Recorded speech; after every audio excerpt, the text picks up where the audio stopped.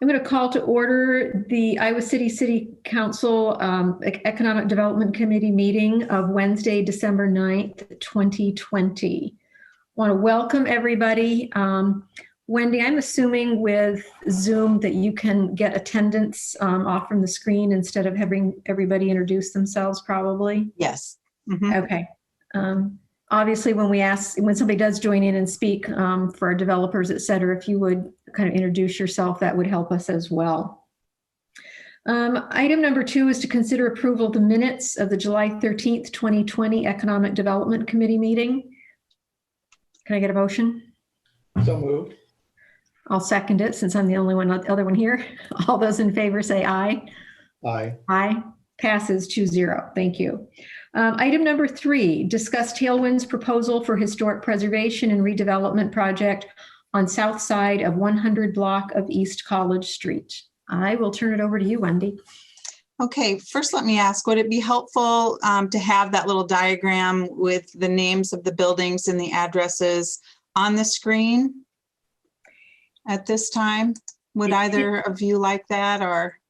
Personally, to me, it doesn't matter. I've got the packet right here with the names, but so. Don't need it, John? I don't think so. Okay, sounds good. All right. Glad to have you all here today. The Tailwind Group has been working on a project for the south side of the 100 block of East College Street since they purchased their first building there in 2017. You first heard about the project in August of 2019 and again in July of this year. Since then, many more project details have been ironed out, financials have been reviewed, and the developers are now officially requesting TIF financing for their project. They have a $54 million project for which they are seeking $2.25 million in TIF rebates. They propose a project with 5 distinct public benefits. The first, historic preservation, also activating long vacant storefronts, providing a new home for Riverside Theater, building a LEED Gold certified apartment building, and contributing more than $1.8 million to the city's Affordable Housing Fund. They would designate the Crescent Block and the Dooley Blocks as local historic landmarks and make renovations and repairs to existing building exteriors and interior spaces. The third building in the project area, the College Block, was listed on the National Register of Historic Places 47 years ago. These designations guarantee the buildings will exist in perpetuity. Without this designation, developers would be free to demolish the buildings and by rights could rebuild any building that would comply with zoning code, changing a treasured character of the Ped Mall. For decades, this block of College Street was home to 2 of the largest college bars in the state.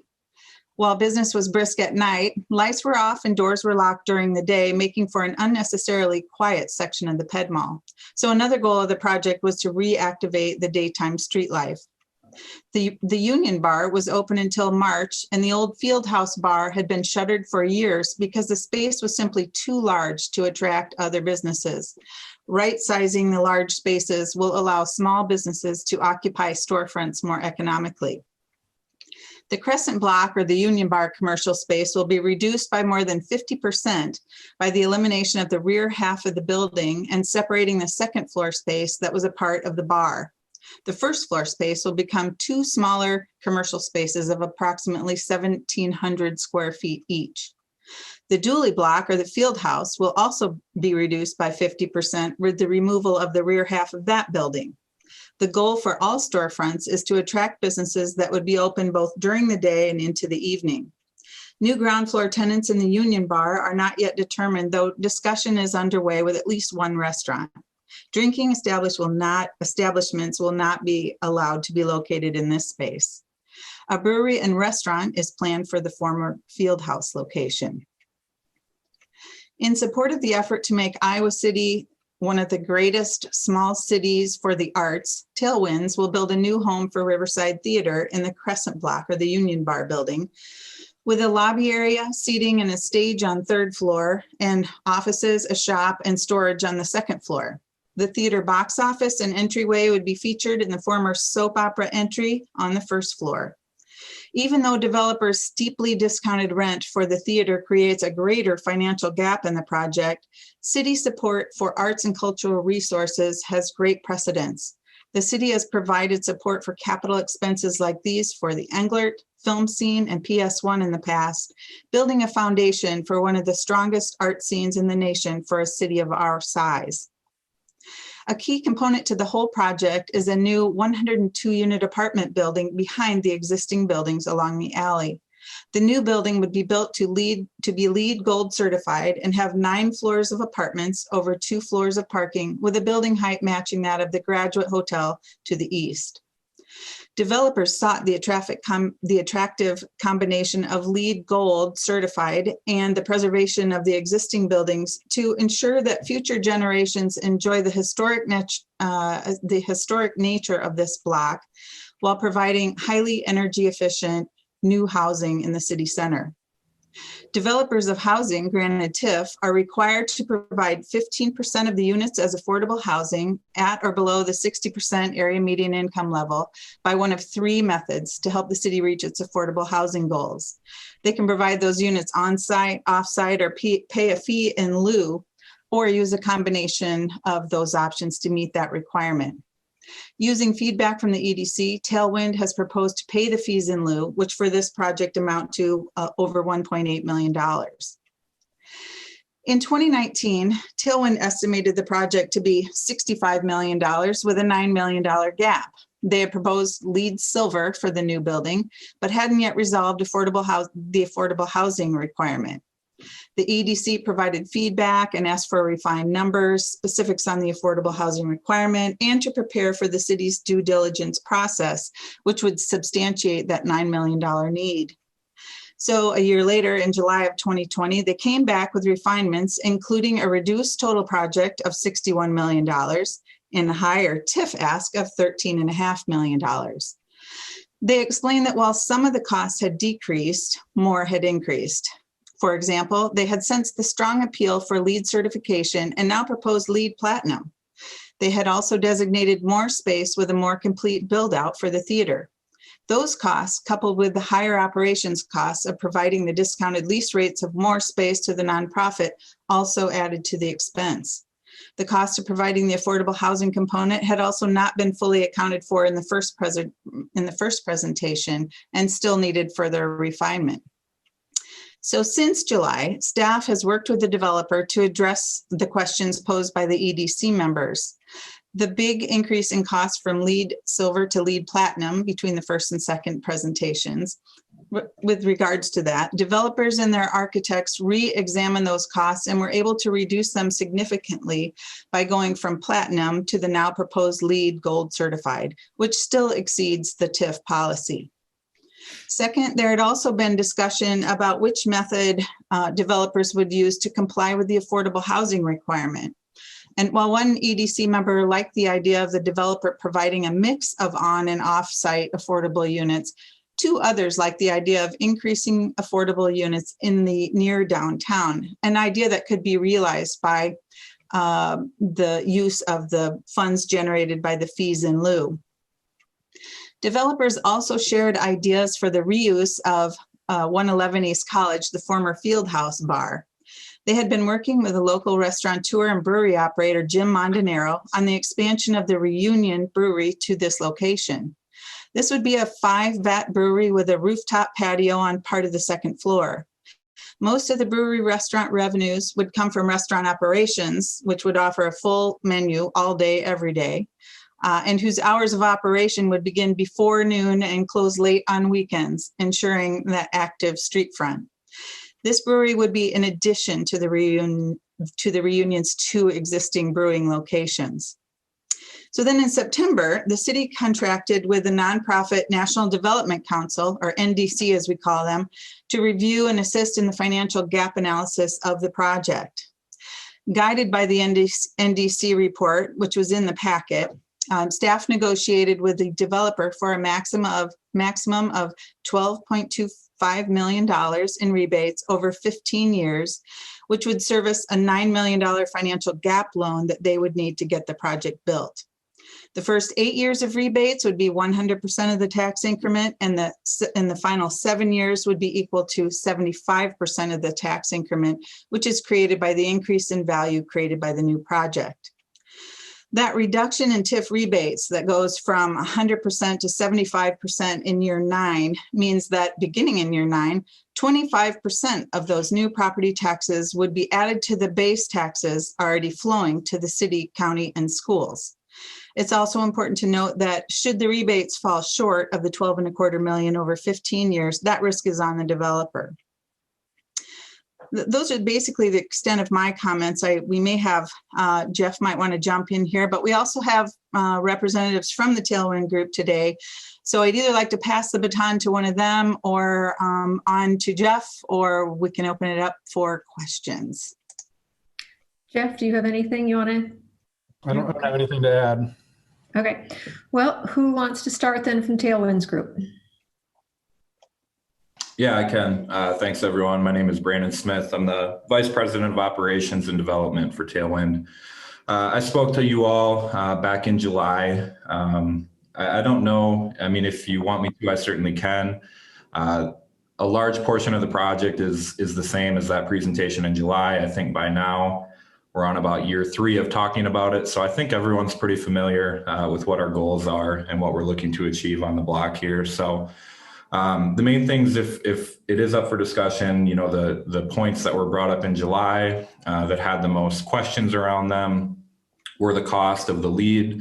You know, what's the delta between platinum and gold? You know, what are we getting with platinum versus gold? Can we save costs there? So, you know, we worked really hard with Newman Monson, with Knutson Construction to refine that. You know, where can we find a perfect mix where the city is still getting everything they want from a climate perspective and being responsible, but also helping them be, you know, fiscally responsible with the total TIF ask. So, you know, the thing that we're excited about with LEED Gold is you're not losing any of your energy points as far as emissions and things like that.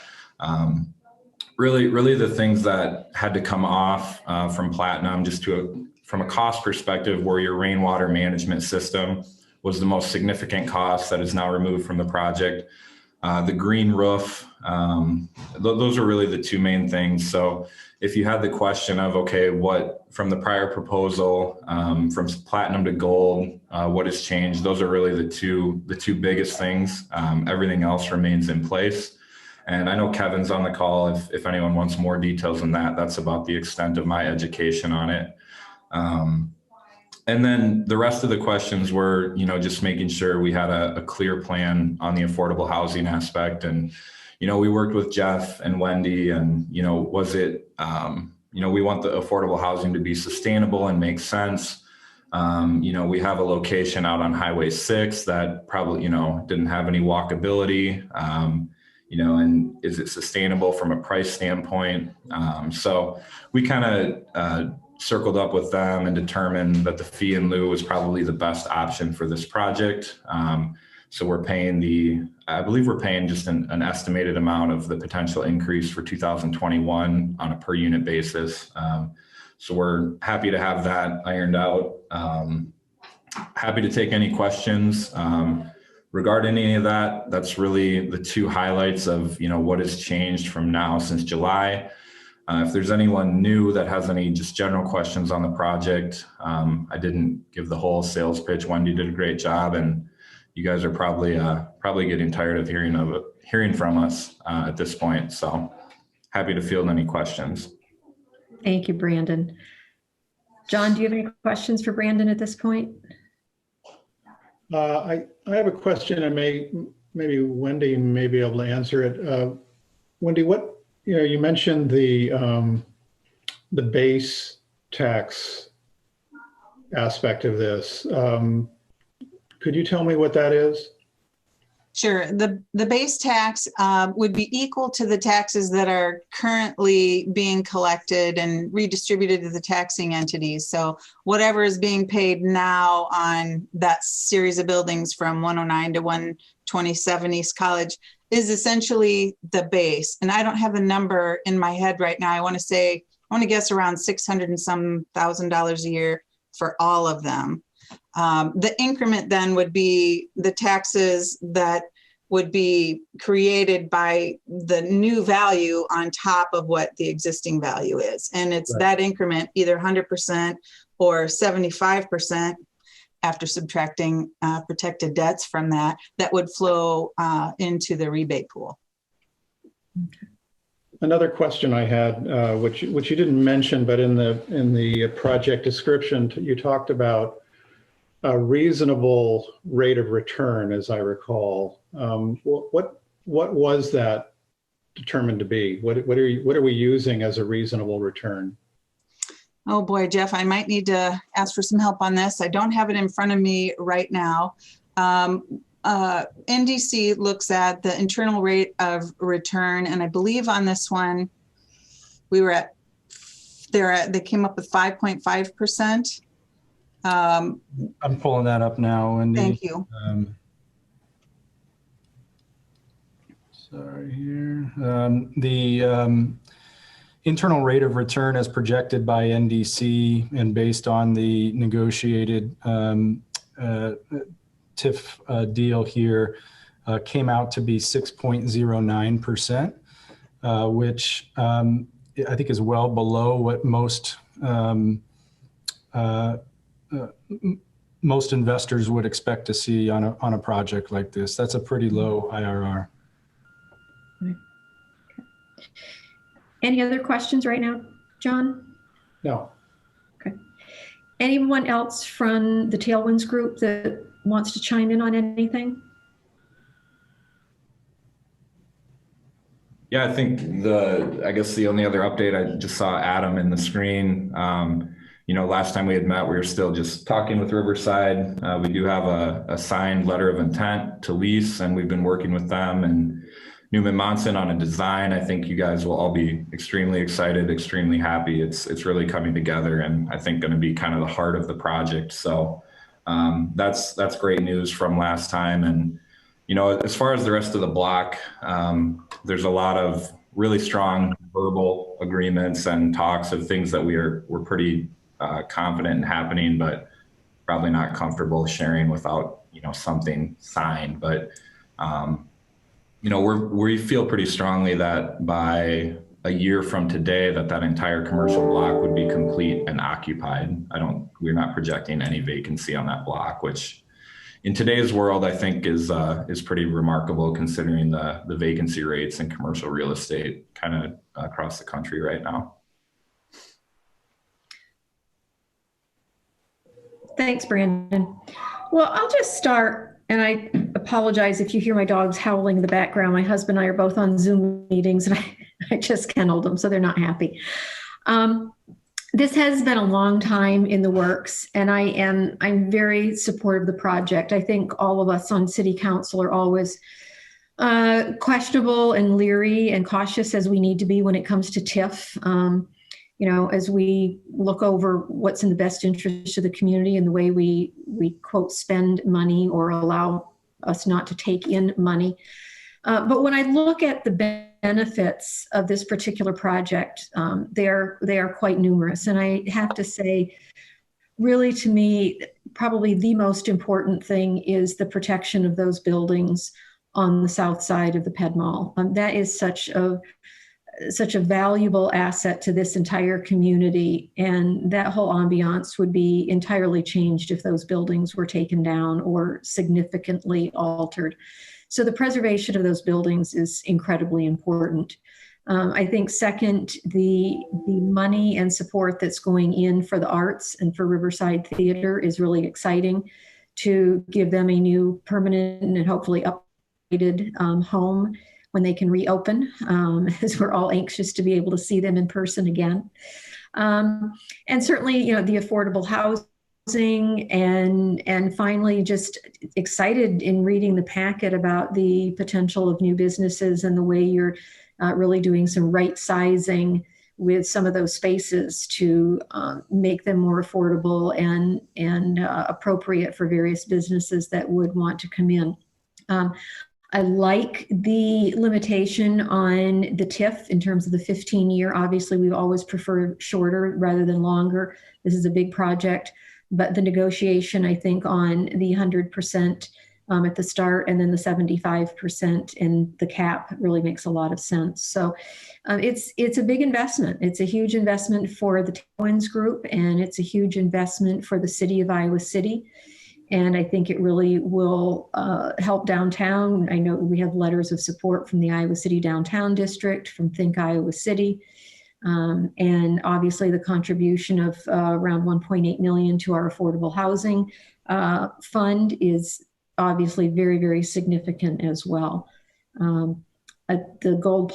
The gold LEED certification, I think is excellent. We've talked a lot about those changes. So there's a lot of really good things with this project. We, knowing this community, we will get some criticism for the TIF, but I think that the benefits of this project are well worth our investment. And that is the way I have always looked at many of these TIF projects, is we are really, as a city, investing money by these rebates to increase the tax value of these properties, but we're getting a whole lot more than that. And I just listed a lot of those, as Wendy did at the beginning. So I'm very happy to support this.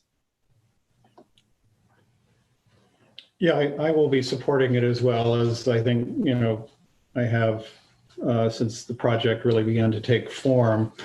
And I think, as we've noted, it's a very complex project. I mean, we have a lot of factors coming into play here in terms of making this thing work. And I'm sometimes concerned when a project takes on that level of complexity, because when you have that many elements that are necessary to integrate in order to make the project whole, in some cases the risk of one of those elements for some reason not quite performing in the way one would have liked it to can come into play. But I think this project just makes a lot of sense. I mean, the pieces have fallen into place to make a very interesting whole.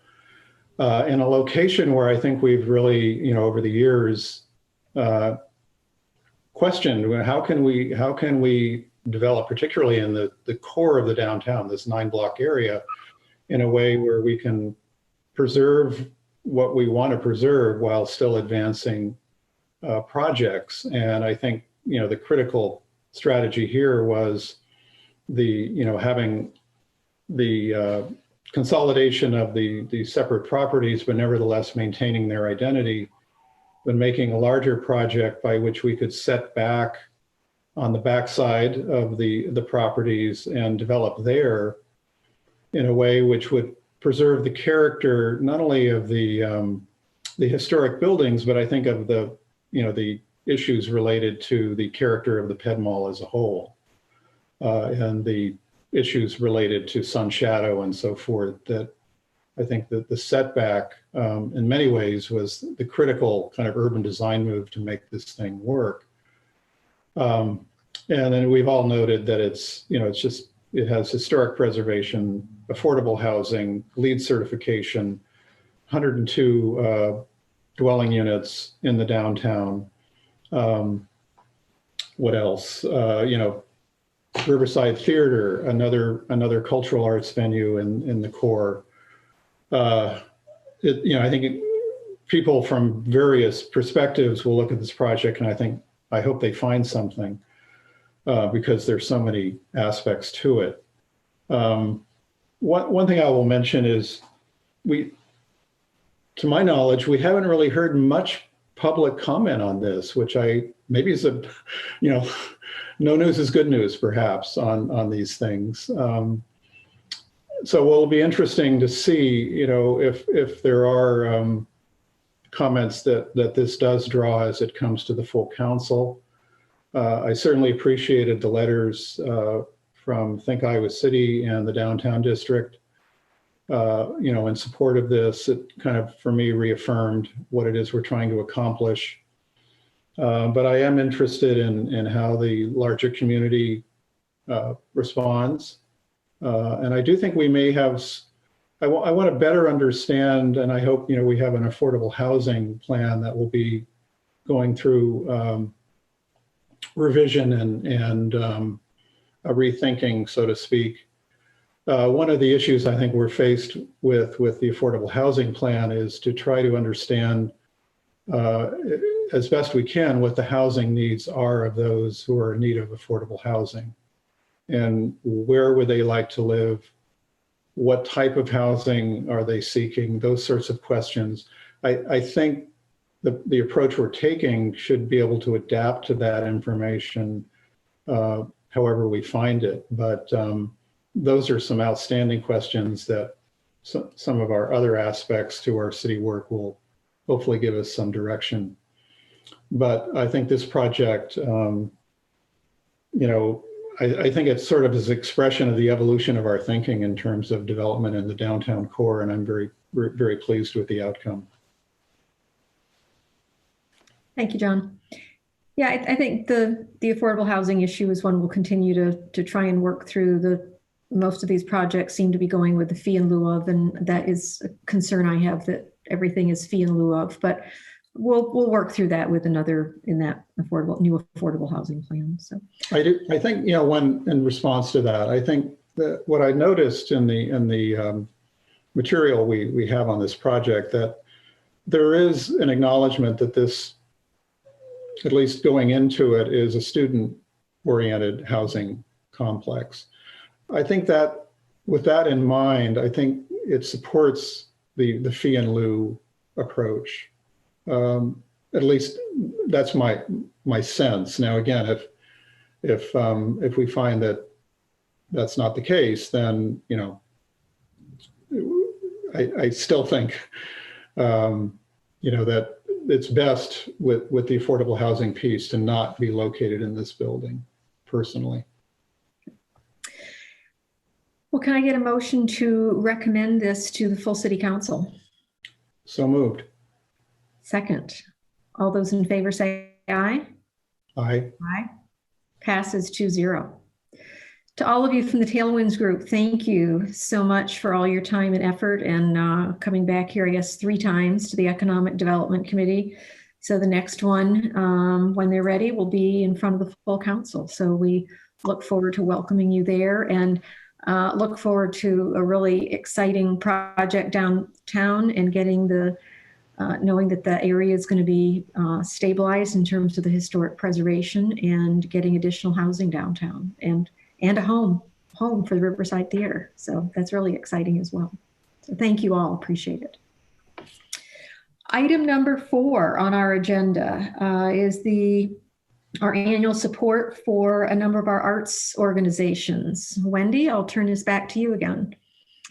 All right. Well, as you know, the city has provided financial support for several organizations over the years that align with our stated strategic planning priorities. And each year we invite the leadership of those organizations to provide an update on their operations and offer information that would support a request for continued financing. Today, you're going to hear from 3 nonprofit arts organizations and also an entrepreneurial development organization. As you saw by the chart included in my memo, each of today's organizations is requesting the same amount of funding that they had requested last year. And in this case, that is $50,000 for Englert operations, $20,000 for Mission Creek and the festivals that Englert operates. Film Scene is requesting $25,000, along with $7,000 for a new, hopefully new Refocus Film Festival that can be held this coming year. Riverside, again, requesting $20,000, and the Entrepreneurial Development Center, or EDC, also $25,000.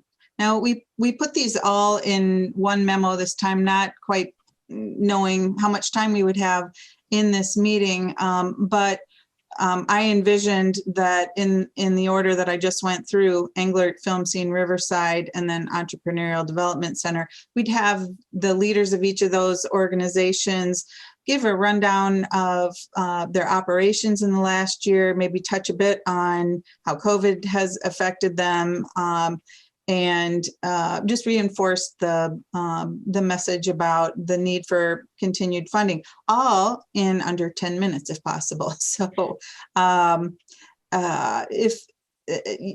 okay, well, I'll just leave it at that and invite Andre Perry from the Englert Theater to turn on your video and give us an update from the Englert. Hey, y'all, it's great to see you. I hope everyone's doing okay. So obviously need to be brief here. We have a lot to cover. As all of you can probably tell, it's been a pretty tough year, I'd say financially and maybe even spiritually too, due to the pandemic. We closed down in mid-March and cleared our calendar and just, have been postponing and canceling events for quite a while since then. And from the financial angle, we usually run about as a $1.8 million operation. I think we're going to be cut in half to about $900,000 this year. So it's a really extreme shift for us to manage.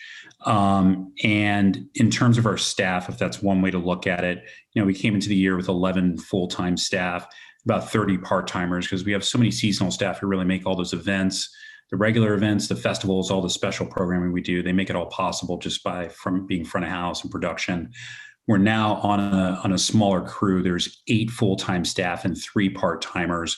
We've had to kind of really focus in just so we can ensure that we keep the organization moving forward. But despite that, we have been able to sustain and exist as an organization, and we do have to be grateful for the hard work and support we've gotten from things like the PPP, just our donors are at large, the city, the NEA, Arts Midwest, the community foundation. So there's been a lot of support there to ensure that we stick through this really challenging time, and we're very grateful for that. As you'll hear from Andrew and Adam, there's been a lot of advocacy of all of us in arts leadership positions on the local level, the county level, and even very, very intensely at the state level too. You just saw, grant program come in from Governor Kim Reynolds, and we are working to close the deal by advocating with Senators Grassley and Ernst to really support the Save Our Stages program from the federal level, which could be really great for all of the organizations on this call right now. So that's where we're at. And as we move through what is a challenging period, I just want to highlight our goals, which are in the document, which are we want to ensure that we're preserving this historic facility that's so important to Iowa City, as well as the organization that's along with it. And at the same time, even with the challenge, make sure that we're delivering our mission, serving the community. We're not the only ones going through a tough time. It's been a community-wide shakeup due to the pandemic. And through it all, we also want to ensure that we're trying to preserve as much staff as possible. Even if these staff aren't at the Englert forever, we want creative and effective people working in Iowa City, committing to the development of our community. And so as we go into next year, we are, from a financial perspective, we're assuming there will be no public engagement. And so we're building our budget off of that, which is different than what we hope. Of course, we hope the vaccine rolls out, logistics are well managed, and we're able to come back sooner than later. But we just want to be really careful to ensure we're doing everything to preserve the organization and the building and our efforts into the long-term future, and not just the short term. Alongside that, we are launching a full digital season of programming. We've learned a lot of lessons this year through doing virtual engagements with Mission Creek, with Witching Hour. We're launching a socially distanced pre-recorded Nutcracker in a week and a half here. So we continue to do the things that we've been known for in these new formats. And we do look forward to the time when we come back to the full live public engagement. But that doesn't mean we give up our mission in the meantime. And so as we push forward, the support from the city is really crucial to ensuring that the Englert is here and working with our colleagues all over the Iowa City downtown arts culture. And while we're in this period, we already have had really clear, I think, directives on how we make our programming and our outreach inclusive. at the Angler, but we're digging deeper into those documents right now. I included our diversity statement and probably more importantly, our equity action plan in the packet that we submitted here. And we're undergoing another review of that to make sure that we're doing everything we can to better align what I would call the vision of Iowa City with the actuality of Iowa City, and just doing our role to push that forward. So if you guys have any questions about that within this meeting or outside of this meeting, please do let me know, because as always, we see ourselves as a partner with you guys and really serving the city's goals and pushing forward. So I think the last two things I'll say are these things. One, as we hopefully look toward a post-pandemic future, whenever that happens, I would encourage the EDC and the city staff at large to maybe consider if there might be funds available down the line. I think for not just our organization, for the downtown district, for whoever's there, to think about how we can re-energize our downtown when the time comes for public engagement. I think there's going to be a very important window where we can get activity back and ensure that the return from the economic damage that we're facing is more short term rather than moderate or long term. And I think just because of our programming backgrounds, we can be very helpful in that. So I just want to put that out there as something to think about, and obviously not something to decide today. And going back to our equity action plan, our diversity statement, to be thinking about how our organizations can really serve in the city meeting its strategic vision on that front, and how we can be the bridge between, that vision and actually what we are. So just, I think, important things to keep in mind as we move forward as a collective, especially with this project, hopefully moving forward with Tailwind and Riverside. We're really going to have a true arts district in downtown Iowa City in a couple of years. So just thoughts. Thank you as always for the time. Sorry for going a little bit long there, Andrew and Adam. Maybe our third meeting today. Anyway, we're just grateful for your support and would welcome any questions that you might have about our current status and future plans. I just want to say thank you, Andre. I know this has been, an incredibly difficult 10 plus months for everybody, but with you folks having to basically shut down your entire operations and not be able to get back to any of that in person, I've just been incredibly impressed with how all the organizations here have really worked hard to adapt to do some digital kinds of programming that can, one, hopefully still get you some revenue, but also really still engage the community and provide opportunities for people and help with their mental well-being in these crazy times. So really appreciate the information, the packet. And I think that's a really interesting and a good idea for us to be thinking about. There's a part of me that says, we're not going to see all of a sudden we're all clear from this pandemic. It's probably going to be a gradual ending to it. But at some point, I do think we are going to see people that just can't wait to get out of the house and downtown and go to an event and have dinner out on the patios, et cetera, again. So I'm hoping that resurgence downtown will happen quickly once people feel that it is safe, but to try to program for it, to really draw more and more people in a shorter period of time to help with those revenue streams, like you say, in a shorter period, I think makes a lot of sense. So appreciate that. Okay. Who's up next? Andrew? Yeah, thank you. Just echoing Andre's thanks for having us in, giving us an opportunity to talk about the programming and kind of everything that we've been up to for the last year. And a bigger thanks even for your consistent support of the arts year after year. It's so crucial to the overall health of our organizations. And so we appreciate that. Andre covered a lot already, which is great. No worries, Andre. You said it well. And so I'll try not to rehash too much of that ground, but I did want to just give an update specifically on what Film Scene's up to and maybe add a few things. 2019 for us was such a remarkable year. Our organization being able to expand from one location with 2 screens to 2 locations with 5 screens. opening Film Scene at the Chauncey really was a celebratory moment for our organization, and one that was almost a decade in the making. So that was only a year ago. While the building is a marvel and it's a beautiful addition to downtown, I think really has created another landmark destination in downtown Iowa City. The reason that we get out of bed every morning is, of course, our programming. And during the 6 months that we were open here at this location, operating both spaces, Film Scene saw our patronage grow from 3,700 patrons a month to nearly 7,000 patrons a month, so nearly doubling in those first 6 months. We were also, able to expand some of our programmatic efforts last year. Things like expanding our high school film programming outside of not just City High, but to West High. And a brief moment at Liberty before things kind of closed up. But we expanding that.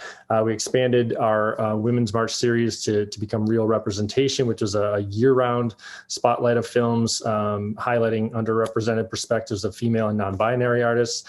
We broadened our African Diaspora Committee in conjunction with a community-based committee membership so that we could feature Black lives and Black filmmakers on screen. We continued our accessibility efforts. We started open caption screenings at Film Scene. We made our spaces more accessible and added some assistive listening technologies on all our screens. We provided 100% of scholarship requests. We fulfilled 100% of scholarship requests to our summer animation camp, as well as our year-round workshops and adult literacy efforts. And we did some free outdoor movies last year as well. So a lot of different ways that we expanded accessibility and diversity efforts. And we were really proud of those efforts last year. Of course, the other thing that those larger audiences that we were bringing in did was expand the economic impact in the downtown area and throughout the community. Looking at the average $31.47 impact of an arts goer on the surrounding community, that means that Film Scene alone was on pace to have a $2.8 million impact on the local economy. That's beyond ticket sales. And I know that the other arts organizations here, Riverside and England, have another big impact. So we really do boost the local economy. Of course, all of that changed with the pandemic. That's obvious. And the arts, of course, have been incredibly hard hit. But I do think that we are resilient. We have found ways to present programming virtually. We presented a free outdoor series on the north side when that felt safe over the summer. And we've shifted our education programs and actually saw enrollment expand when we were able to go virtual.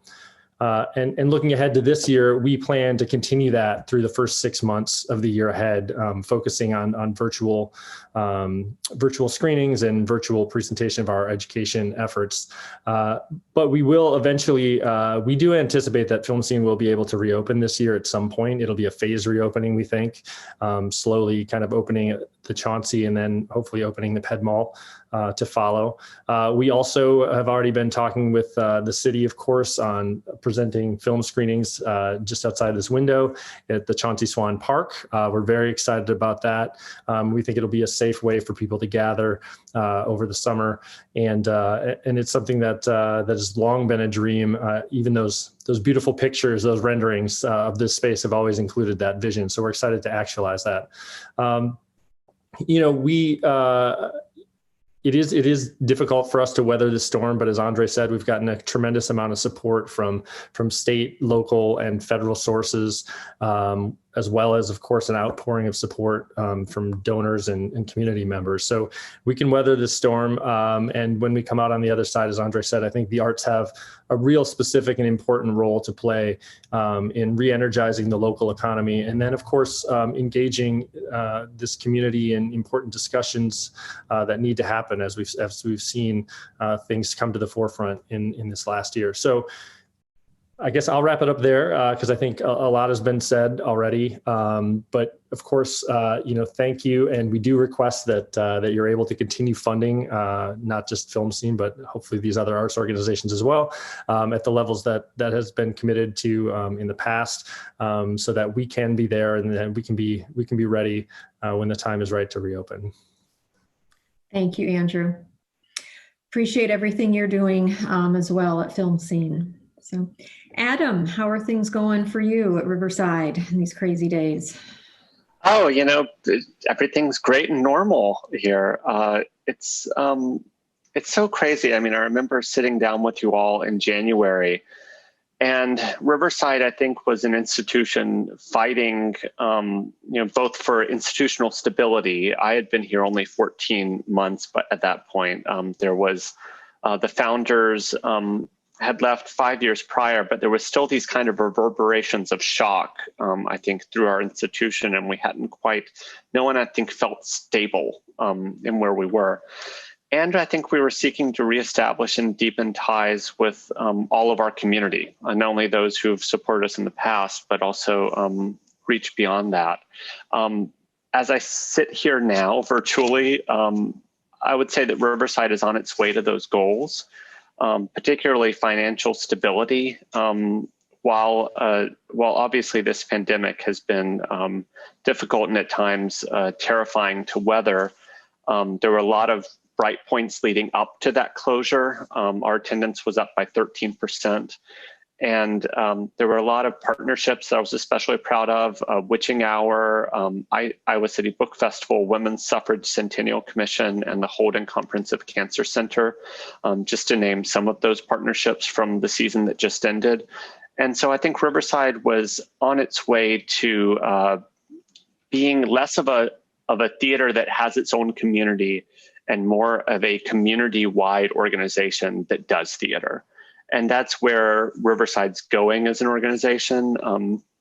That's where I think this new project is going to be a big part of making Riverside more central, helping to create that arts district that Andre was speaking of, and giving us a space, I think, where programming is not just going to be something that people go to Riverside 6 times a year for, but something where there are many different kind of programming lanes that Riverside is providing, where someone can come and have a drink and go to a cabaret performance, or go to a new play reading, or go to a talk on a subject that has to do with a play or has to do with theater, and kind of bring a lot of different experiences for our patrons and get a lot more people downtown. And it also provides us an opportunity to be supporting more artists. Although we weren't able to kind of achieve what our goals were, obviously this summer for Free Shakespeare, we did make the decision going into the fall to be ambitious. I was speaking with the artistic director at Alabama Shakespeare Festival, which is a large flagship Lord theater. And I was telling him what we were doing, and he said, "Really? I don't know any theater that's doing that much," which I took as something of a compliment and something of a warning. And but I think that Riverside had a responsibility to do that, utilizing support not only from the city, but from some of our other key stakeholders. We produced a fall season of plays that I think stands above nearly any theater, certainly any theater our size was doing in the fall. 5 full productions, a new monologue series, and a series of new play readings, all of which provided more than 100 paid opportunities for artists. As an example, many theaters right now are doing this Jefferson Mays Christmas Carol this month, which is this Broadway extravaganza, and it's great, and it's a New York Times Critics pick. And Iowa Stage in Des Moines is presenting this to its subscribers. And they approached Riverside, and they said, "Would you like to partner on this too and offer to your subscribers?" And we politely declined and said, "Thank you, but we have our own Christmas Carol." And that's what I think Riverside is doing. That's what I think I'm most proud of right now, because there was this opportunity and frankly, this pressure as a small company to kind of just jump on board with what other producers were doing. We've been reached out by a lot of producers to kind of jump on and will you just offer this to your patrons? And and that's not who Riverside is. We have an amazing artistic community here, and we wanted to make sure that we were supporting that community and creating stories for our community.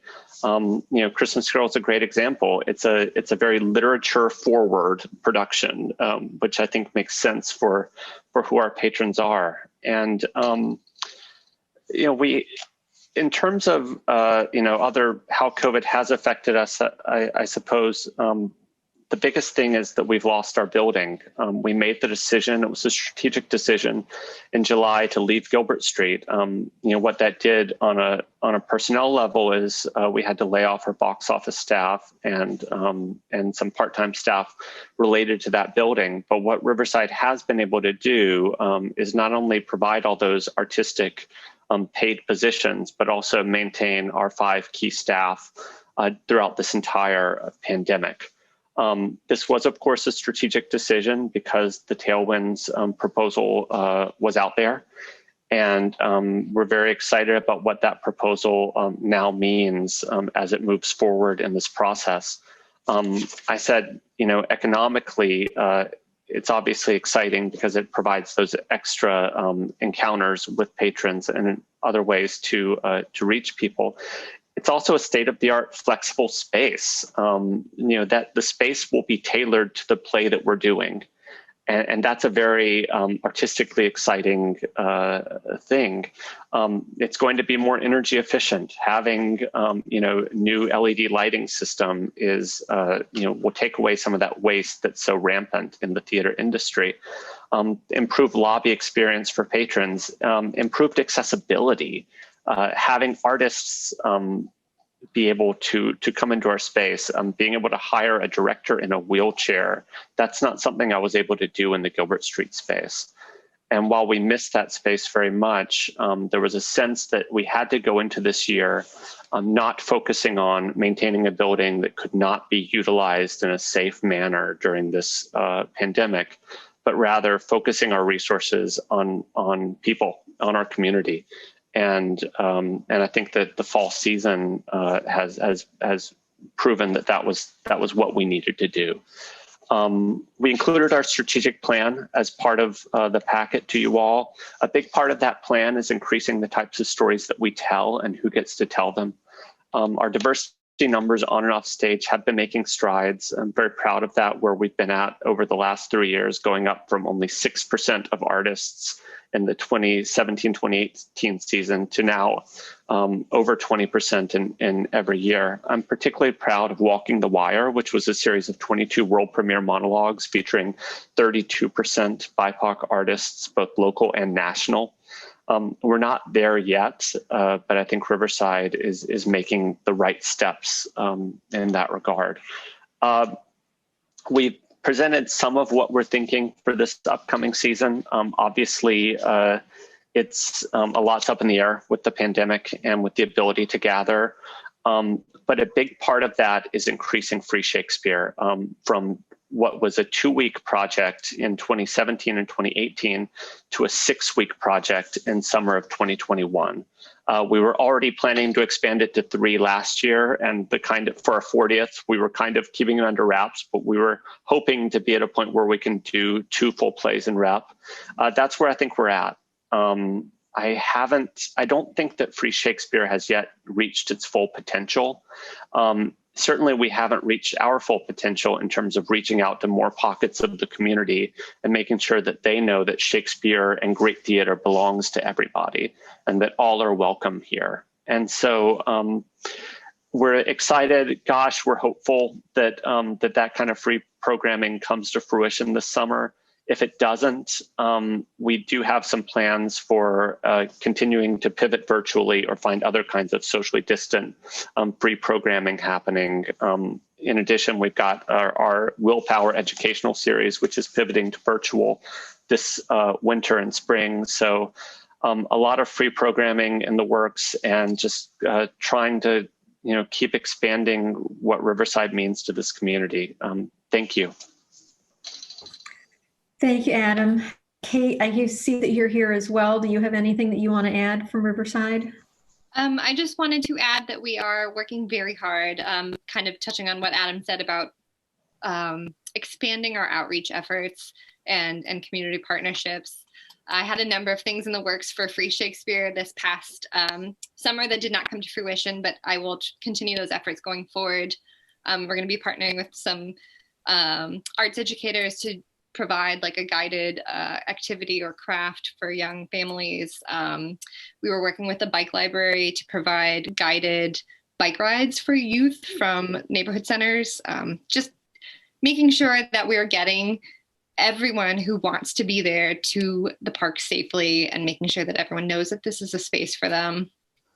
We have a lot in the works, and I'm really excited for next year, expanding our education and outreach efforts.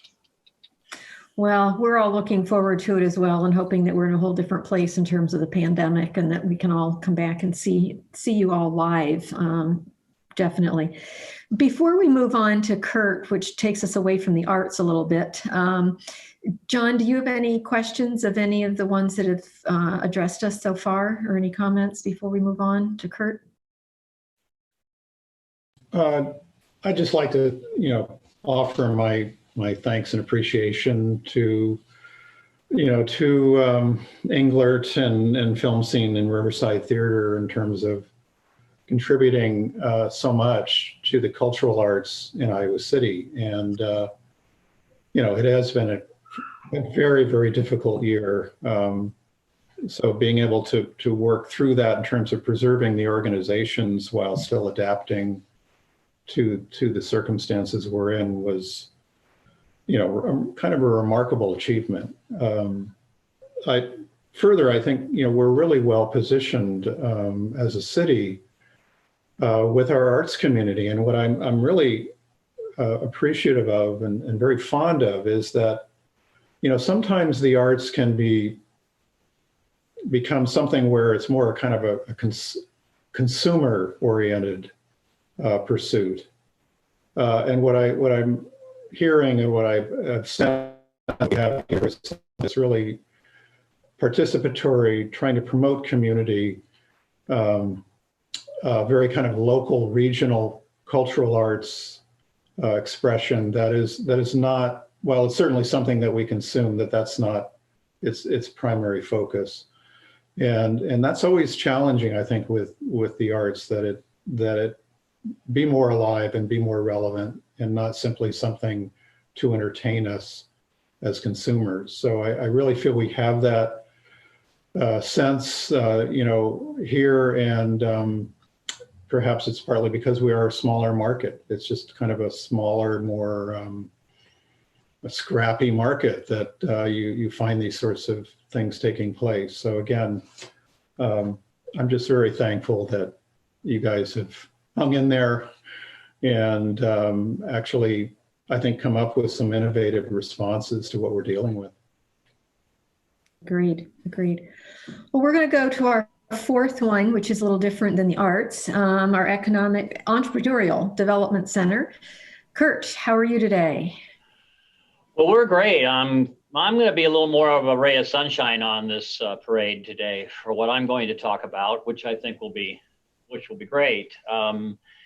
And Wendy, did they get all the stuff that I sent? They got the Iowa City report and everything? Everything they got was in the packet. Did you go through that? I mean, I gave you guys a specific EDC Iowa City report. Did you all see it? I think that was in the I can share my screen and I can put it up. It's in the packet. Yeah. Okay. I won't bother you with it because it's all there, and some of what I'm going to say is going to track with it. But let me start by thanking you for your continued support. We founded this organization in 2003 to help people with interstate commerce business ideas or current businesses grow. We've now served about just over 1,100 of them, who've now created about $3.2 billion in economic impact. And, if you look at it overall, which is mostly Eastern Iowa, it's over, $585 million worth of capital raised and employed in these businesses, over $2 billion of increased revenue from these businesses, over 2,800 new jobs. Average wages have gotten in the area of $60,000 a year, which are excellent wages. And just about $600 million worth of increased payroll. Now, all that flows, and a lot of that flows back into communities. We've had to raise, we're about $1 million a year organization. So we've had to come up with the funding to keep us going over all that time. And about half that funding comes from private supporters. About 28% of it comes from public supporters like yourself. And we generate the rest ourselves with some of our revenue generating things. But, overall, that's a return of about $200 to one. You guys invest for Iowa City, so the rest of my remarks will be focused on Iowa City alone. But I just always want to keep reiterating that when people think about us, they think, oh, you guys help startups. And yes, we do. But about 70% of our resources go to scale ups, not startups. So, we've got businesses like, Bazooka Farmstar in Washington, Iowa, which is a ag tech manufacturing business that we've helped kind of grow from 10 million to 30 million. So, and that's about a 70-year-old business. So when you have businesses that are interstate commerce and need help, that's the area where we focus there. We've worked with about 111 companies in Iowa City to date. There's a sampling on the report that I gave you. I'll chat really quickly about three now, particular ones. And so most of you should be familiar with the fact that Pear Deck just recently was acquired or merged, right? And we started working with Riley and Michael when they founded that business. We actually worked a little bit with them on their previous business prior to Pear Deck. But we've been integrally involved in this organization since they started, from raising capital and devising their first business plans. For a year and a half, I was their VP of sales, and I worked hands-on in that business and ran their sales department. Now, they paid for that. You didn't pay for that. But their investors paid for that. But when they merged with GoGuardian 3 weeks ago right now, it's important for you kind of all to get a sense that roughly $75 million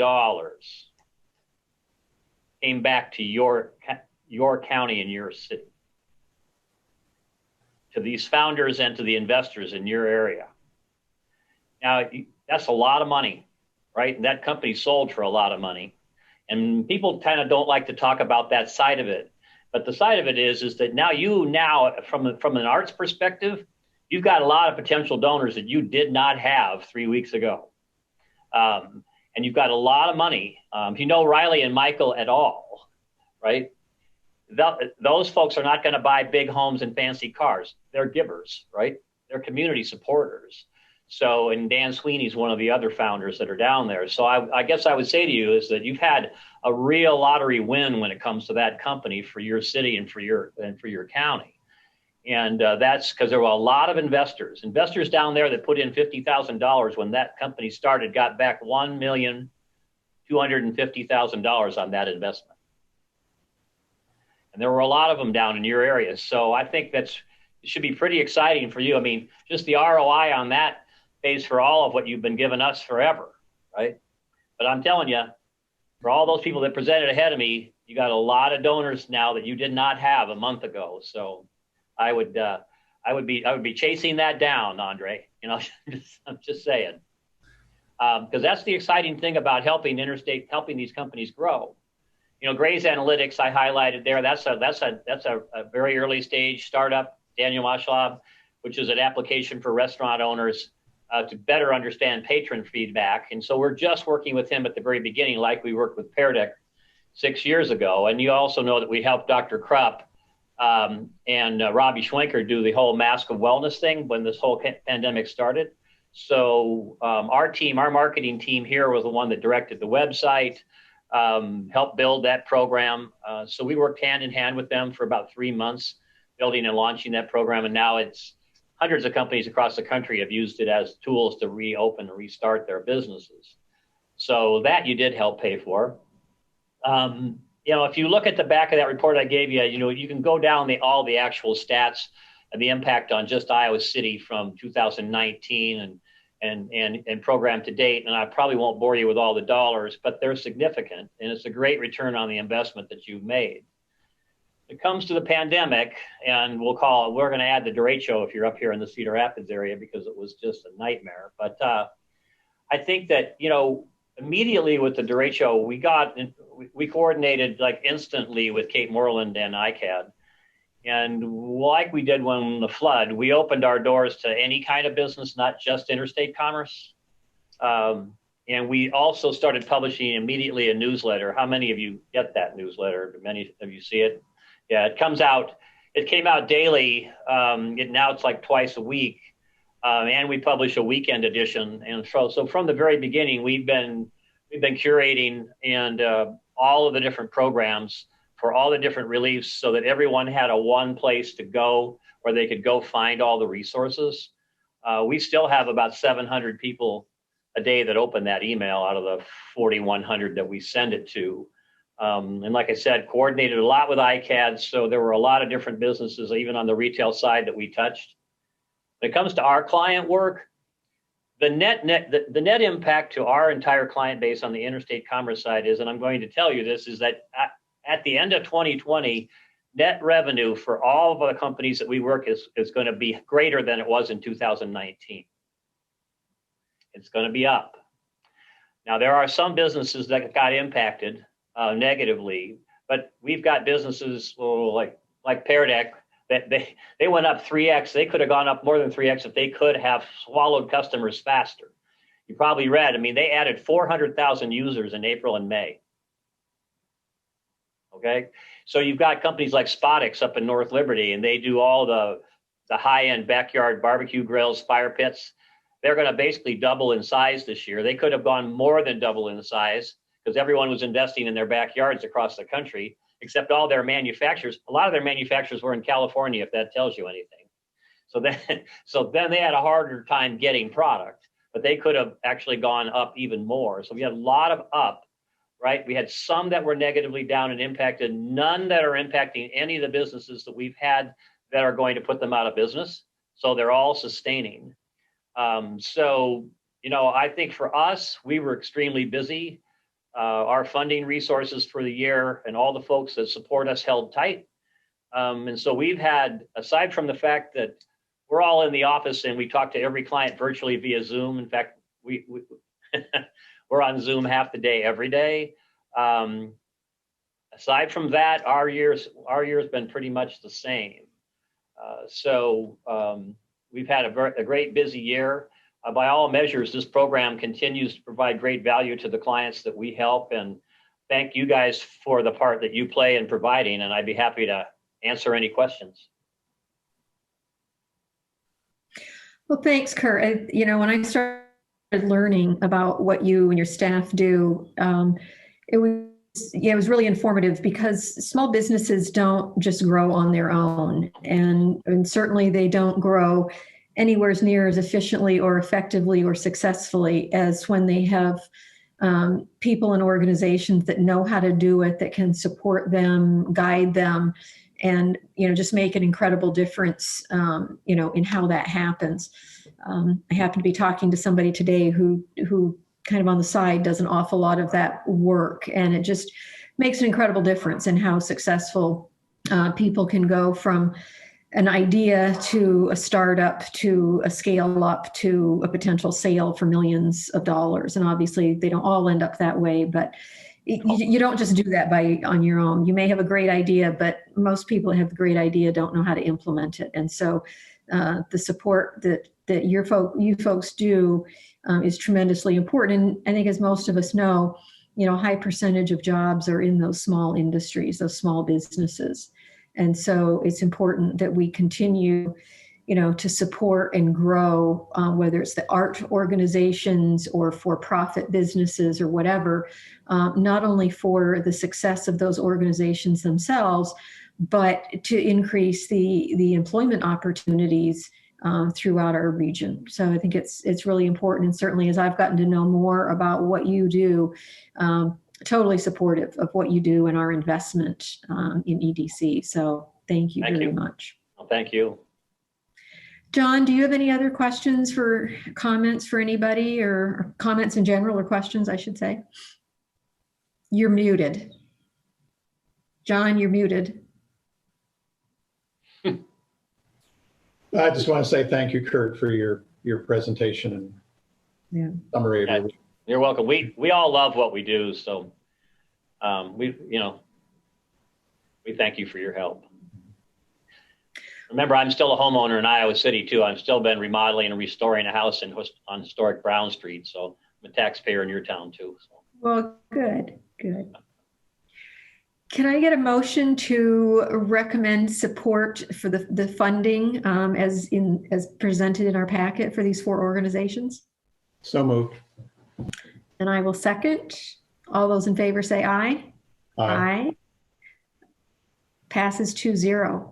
Well, thank you to all of you, not only for your time in talking to us today and updating us on what is going on in your organizations and how you've been getting through the past 10 plus months, but what you've been doing for years to make this community better. And again, I look forward to all of us being able to be face to face, hopefully not too long in the future if they get this vaccine out and it's successful. But I sure hope by summer that we can all be gathering in person and having Summer of the Arts and, going into all of your venues and meeting up. And I think everybody will feel a lot better and be able to get more people back to work and everybody hopefully get their sanity back as well. So thank you very much. You and your organizations are just such important parts of making Iowa City what it is. So really appreciate all of you. So thank you. Thank you. Susan, if I may add just one last thing before we Sure. check out here. I feel like I have to say this, the subcontractor for the Englert Marquee has made hotel reservations for Monday night and they begin installation on Tuesday.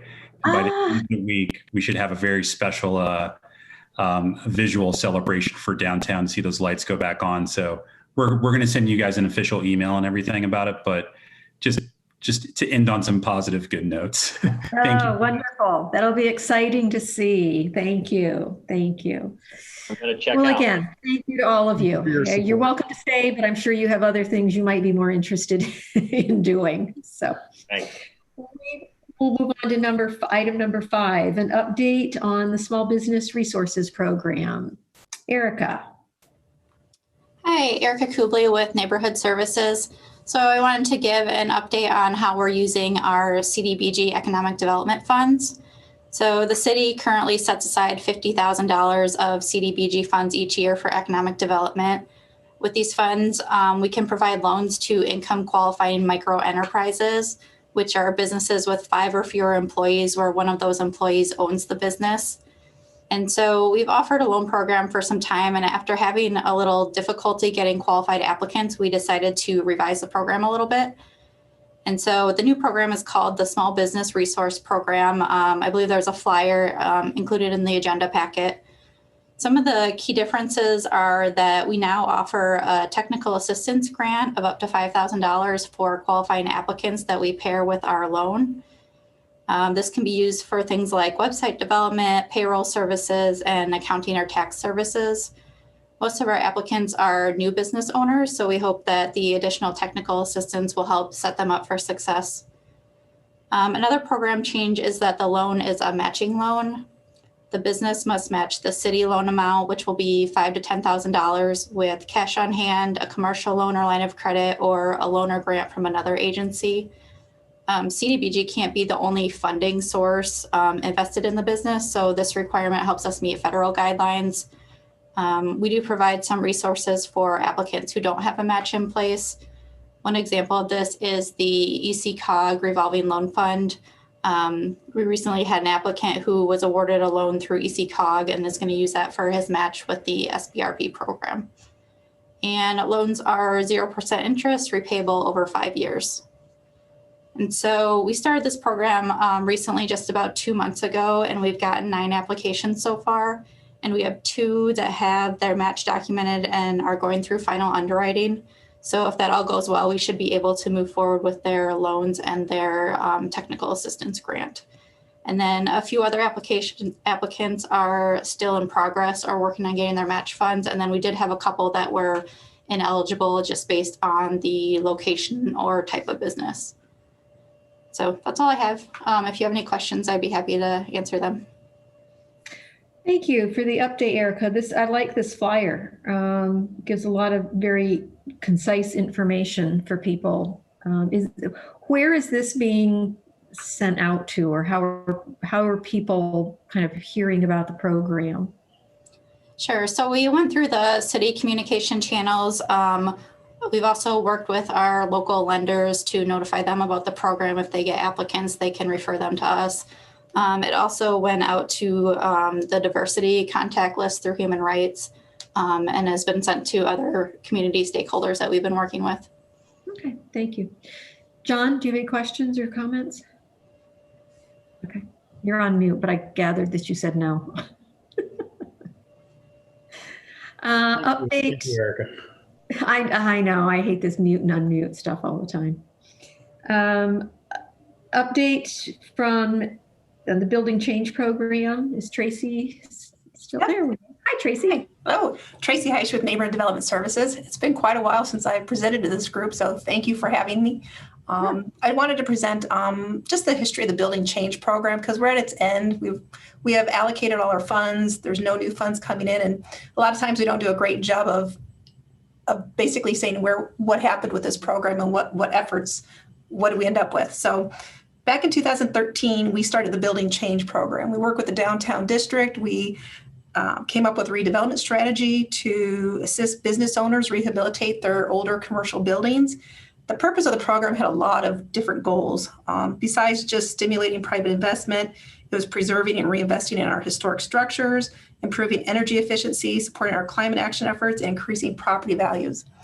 After 7 years, we can report that these programs assisted 20 properties in the downtown district that generated an investment of over $1.45 million, which is a very low estimate because we're only including in that the improvements that were actually in the grant agreements. A lot of businesses like Target, Grossex, they invested several thousands of dollars on the interior models. So our $1.45 million estimate is low.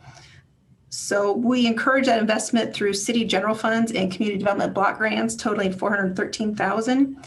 We also got a chance to partner with Hills Bank, Midwest One, and Green State to develop a zero interest loan, a 5-year 0% interest, to fund additional projects for projects that qualified.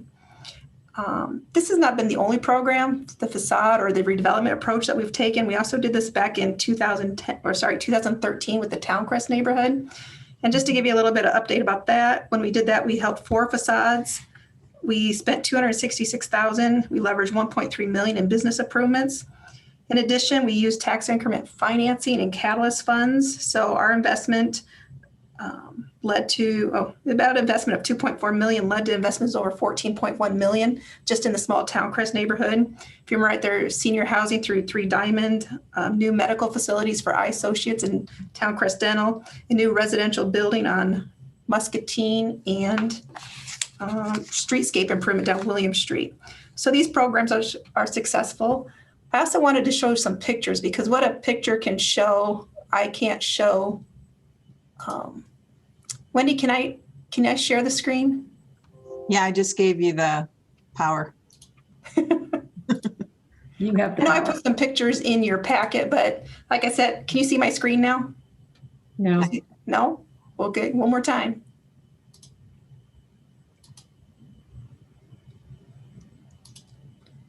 Okay, now can you? Yep. So while some of the retailers have changed, when we make improvements to the buildings, those things, they last. You can see them today. So the Cold Stone building before,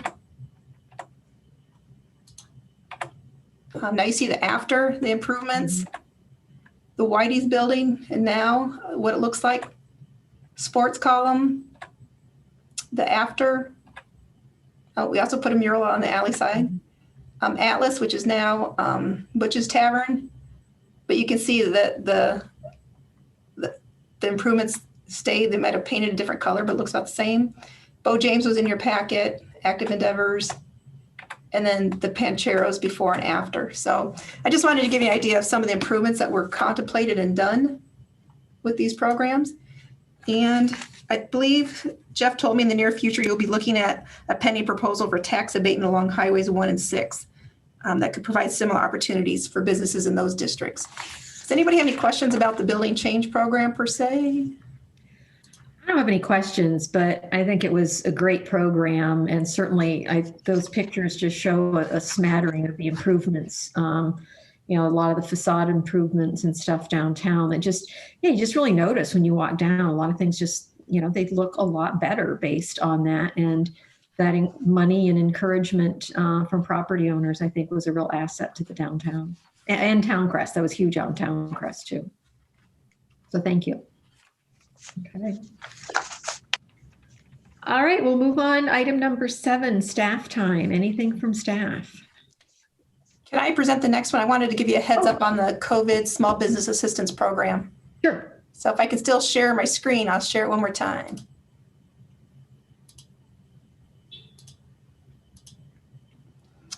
As of yesterday, we launched the the COVID Small Business Assistance Program.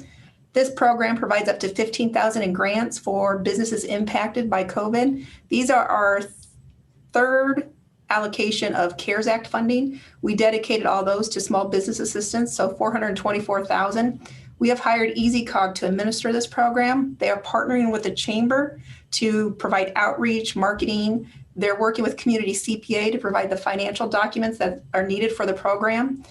And we are getting this program, or the flyer that you see on your screen, translated into the 4 different Spanish, French, Arabic, and Chinese that we typically translate to. That's at Omnilingua now, so hopefully at the end of this week or early next week, we'll get this flyer out in the multiple languages too. And Community CPA, when they go to help businesses, they're fluent in about 4 languages too, so we'll have translation assistance available. These applications are out. They're due January 4th. You apply online on the city's website, and then EasyCog takes it from there. Applications will be prioritized based on number 1 priority is the impact that COVID has had on the business. Second is how much assistance they receive through other programs, federal, state, or local, or insurance. And then the last factor is, are they a women or business or minority or women business enterprise? So that program is out right now. We're taking applications. And so if you have any questions, just let me know. Okay, thank you very much. Yeah, there's lots of businesses that need help. Scary to see how many we may not come out the other side on this. So it's good to have as much assistance as we can reasonably have. All right, then number 7, staff time. Anything from staff? Couple small things from me. We have started outreach to our industrial firms who are in the 3 urban renewal areas, Sycamore and First Avenue, Hines and Scott 6, who would be eligible for our industrial urban renewal TIF grants for energy efficiency improvements. So hopefully we'll have applications coming in the coming weeks to consider for large energy efficiency projects there. Also, finally, you'll be, and knock on wood for me on this one, you'll be looking at the Highway 6 commercial area tax abatement area coming to you or coming to council early in the year. We've just had a number of small issues jumping our way, whether it's legal descriptions or mapping or lists of owners and that sort of thing. But we are so close, I can feel it right now. So that'll be coming soon. Oh, good. Anything from any other staff? No. Okay. Committee time? Anything from you, John? No. No. Any other business? I would entertain a motion to adjourn. So moved. Second, all those in favor say aye. Aye. Aye. We are adjourned. Thank you, everybody. Appreciate it. Everyone. Have a good evening.